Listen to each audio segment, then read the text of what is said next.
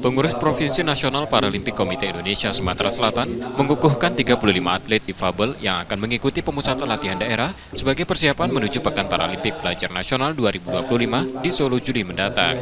Para atlet terpilih merupakan hasil seleksi dari sejumlah kejuaraan cabang olahraga sepanjang 2024 dan dinilai sebagai yang terbaik di daerah. Ketua NPCI Sumsel menyebutkan pelatda akan berlangsung selama 3 bulan. Namun untuk sementara, kegiatan masih didanai secara mandiri karena bantuan dari pemerintah belum ada. Kalau kami ini kan dari dulu sudah terbiasa dengan hal-hal seperti itu. Artinya seperti yang saya sampaikan tadi, walaupun segala-gala memerlukan biaya kan banyak strategi yang harus bisa kita lakukan. Nah, tapi yang jelas kita harus punya semangat mengikuti program yang sudah kita lakukan sesuai dengan schedule-nya, harus melaksanakan pelatih. Sementara itu, Dinas Pemuda dan Olahraga Sumsel meminta NPCI bersabar karena anggaran hibah masih dalam proses evaluasi.